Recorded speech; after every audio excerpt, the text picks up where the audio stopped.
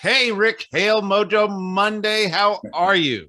You know what? It's a beautiful Mojo Monday. It is Let's do this. A-okay. We love our music. I don't know if everybody gets to hear our music for copyright issues, but we cranked the music in the beginning. Yeah. Here's the deal. We had an awesome event you and I did yesterday, and we not just the fact that the event was awesome, but we had a keynote speaker that just was over the top. And it was a gentleman named Chris Hanks. And tell us who Chris Hanks is. So Chris Hanks has been a friend of mine for 4 or 5 years now. And I met him through actually one of our agents in Woodstock who was in one of his classes at Kennesaw State. And one day after I taught, he came up and said, man, there's a guy you need to know. Your energy, his energy, you guys are kindred spirits. And lo and behold, we were. And what I didn't know when he introduced me was the context of what he had accomplished. He effectively brought an entrepreneurship degree to Kennesaw State. And entrepreneurship is one of those airy-fairy things in most people's mind. And in his world, that's an absolute path to bliss, joy, and self-fulfillment. And so he's created the Entrepreneurship Center. He's consulted over 350 corporations and academia and in the private sector. He's owned businesses, but he's an authority on a leading authority on entrepreneurship and created degrees and curriculum around it and how to be strategic in approaching entrepreneurship, which is unique. And all that being said, he inspired us yesterday. He certified lightning bolt. He is he's got the credentials, but if you meet the gentleman, he wants to make a difference in your life. And at the end of the day, we talk about the leadership DNA. He made a difference in our life, and we want to share some of that this morning with you guys. So let's dive in. One of the things that I think is most important to just kind of talk about at the very beginning is dreams. And every young child, we've probably talked about this analogy before. If you asked a group of young kids, raise your hand if you can draw, they all raised their hand. By middle school, very few would raise their hand. By adult, like next to none would raise their hand saying they could draw.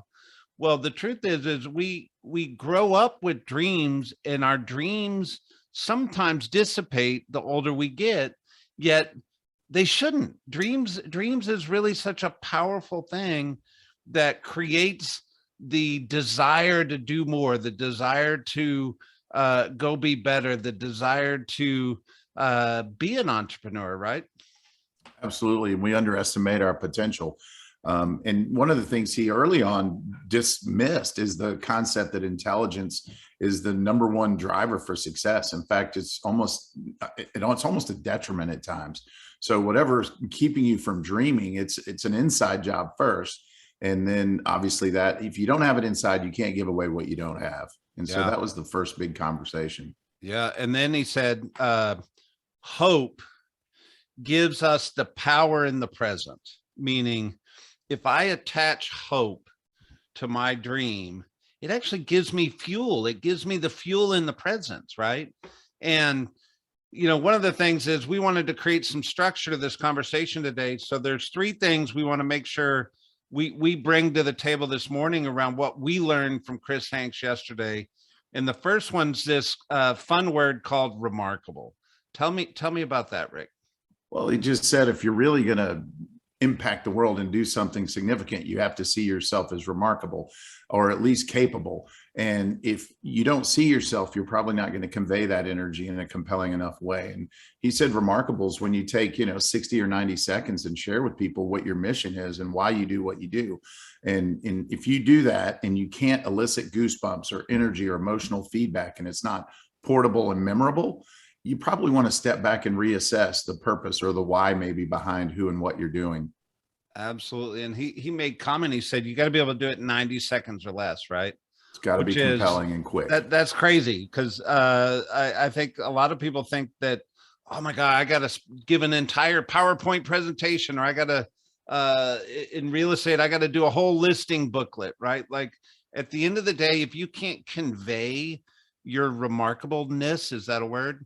In 90 seconds, you're missing the boat, right? Like you got to be able to make somebody feel connected to you and how remarkable you are in a short time frame.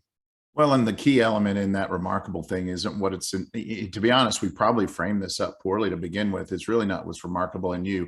It's how you're able to bring out remarkable in them. And the flip side is, what do you do that gives them something of great value? And he made a real clear point that price is almost an irrelevant concept. It's really, what value do you deliver and bring? So if you want goosebumps, it's not really what you said, it's how you said it, the energy behind it. More importantly, it's how they received it.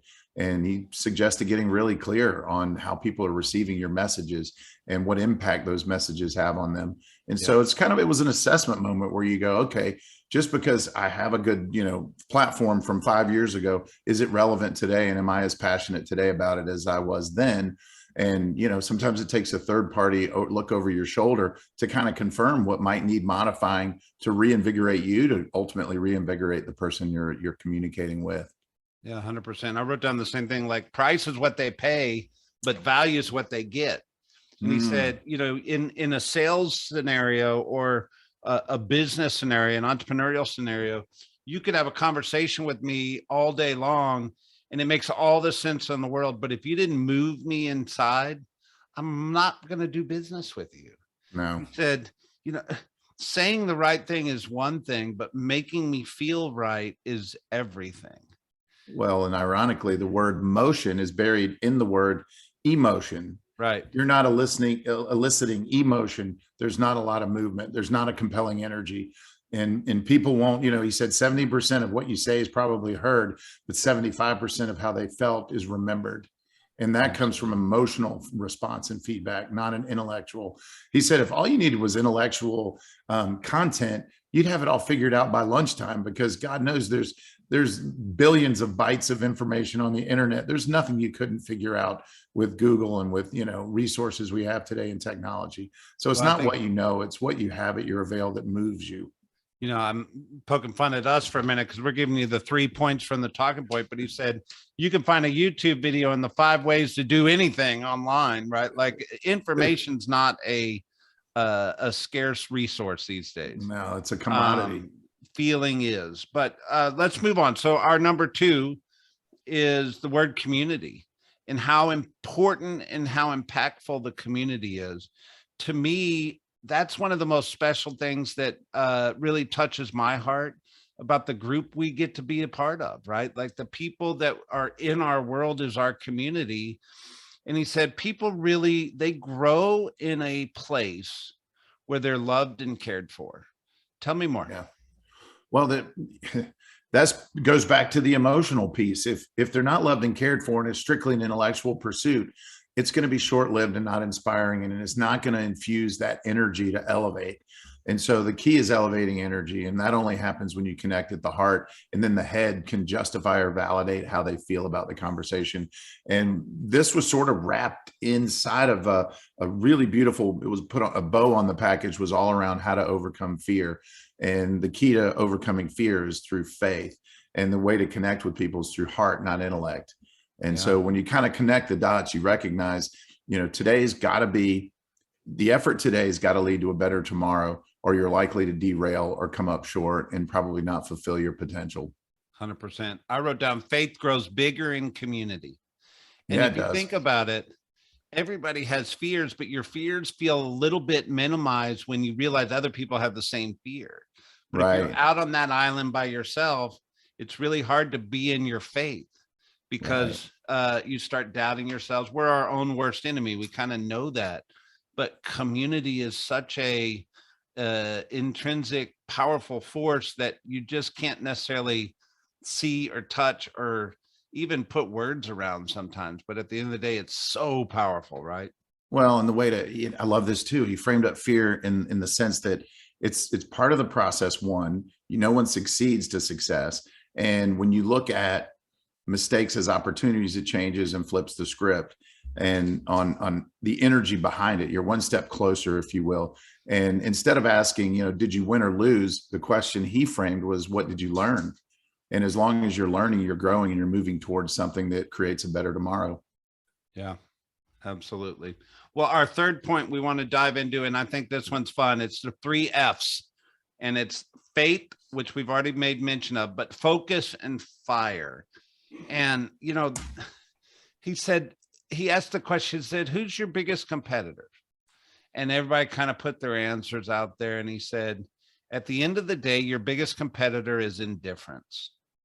And it's your own indifference that actually ends up being the one thing that keeps you from greatness at times. And if you really kind of take that filter and then dive into faith, focus, and fire, that's how you go tackle indifference. Yeah, I mean, we just kind of touched on faith and the importance of knowing that what you do today makes a difference tomorrow, and that your presence, one of the questions, I love this too, I'm going to spin it in. He teaches a lot of young people, entrepreneurship, and and it's really not teaching entrepreneurship. It's helping people reframe their mindset around potential and opportunity. And it's inspiring as all get out, that it starts with faith and internal, but you've got to have focus, and you've got to execute, and you've got to be able to do the big things, or the most important things first. That's the focus piece. And then the fire is confirmation that what you're doing has purpose. And in his classroom, he asked, what makes you remarkable to the world, was the question he asked his class. And, I love that one of our, attendees at this event said, well, what did they say? And he said it was a little disheartening, because it's not easy. A lot of people perpetrate what they think their purpose is and aren't really clear about what their gifts are, and aren't as inspired, and they're, choosing checkbox words versus what really comes from the heart. But what do you do each day that makes the world a better place? And I think that's the context for, moving through fear, knowing that what you're doing has purpose. And it can be as simple as a kind word and listening better. Talked about taking 17 seconds between comments from somebody, count in your head before you say something, so they have sacred space to reveal an opportunity or a need. And that's hard to do as an A-type sometimes, but it's all tied to that, purpose built, first faith, then focus, and then fire. And the fire is doing more important things more often. Yeah. And on focus, one of the things that really touched me that he said, successful people do things consistently. What average people do occasionally. Yeah. And I was like, focus, right? A total definition of focus right there. Successful people do things consistently, with that average people do occasionally. Yeah, it's amazing. I mean, it's just such a consistency, accountability. We call them business words or words, but at the end of the day, it's success words, right? They're really successful words. Well, it's getting clear on the things that are important, back to that, and doing them more regularly, and not picking up email. I think he also shared a fact about, burning up 45 minutes a day, the first part of the day, just answering emails. And emails are not the important things 90% of the time. They're just things. Yeah, there you go. And fire. At the end of all of this, if you don't have a fire burning inside of you, you're going to be indifferent. And we call it a big why. People call it emotional motivators. You could call it chasing dreams. You could call it a lot of things, having hope. But at the end of the day, fire is what's going to move us into action, and move us into action fast. Yeah. And it's tied to why. Why are you doing what you're doing? And then what outcome creates something that's so exciting and undeniably cool that not doing it is absolutely inexcusable and unacceptable. So if you're not clear and not just why, but what you get from what you're doing, it's going to be hard to connect the dots and keep the fire burning. So getting real clear in the goal, what is the outcome? What's the destination? And what's the purpose behind it? Connect those dots in the fire, and then regularly remind yourself and publish it every day. So are you clear in the fire? Yeah. So moving to something else, no irony of the word fire, but he gave us a definition of hell, and it was a quote. It wasn't Chris's quote. It was somebody else's quote. And I don't have the actual person, but here's the quote. It said, the definition of hell is God showing you what you could have been had you just trusted. And how crazy is that quote? I mean, we talk about having faith. Faith is believing in or believing in something you can't see, touch, or feel, right? Focus is just being consistent and accountable to yourself, and finding your way, and then having that fire in your belly to go take take the hill to go build something great, but don't find your own personal hell where God's showing you what you could have been had you just trusted, right? Yeah, the highest level crime is unfulfilled potential. And so Wow. what's inside you that's screaming to get out, that you've denied or just rejected, that you just need to take a deep breath and listen. Your soul, your sonar, you have internal energy that knows what's, where you need to go. Take a deep breath today and maybe spend a few minutes just absorbing not only just where you want to go, but also giving yourself credit for where you've come from and what you've overcome. Sometimes we get so busy trying to re-script tomorrow that we forget to relish today. And part of being in a mojo zone is being grateful and happy for what is, and then being even more excited about what could be. There you go. So challenge us, Rick. Take a hard look at what makes you remarkable and make sure that your why is attached and that there's emotional context ingrained. And I think if you do that, that's a great starting place, because sometimes we do things for other people we won't do for ourselves. And if we're not conveying at that level with emotional context, you're not getting that feedback that's inspiring, that creates that stokes that fire, if you will. So I think that's the big one right there. And then, what's the why in your do? Where is the why? It gets you up early, wake up inspired, go to bed fulfilled. How do you fill that gap with more purposeful activity and energy? I love it. So if you That's could simple. make our goosebumps stand up with your 90-second remarkable statement, send it to us. We'd love to hear it. We would Mojo love to Monday. hear it. Have an awesome day, everybody.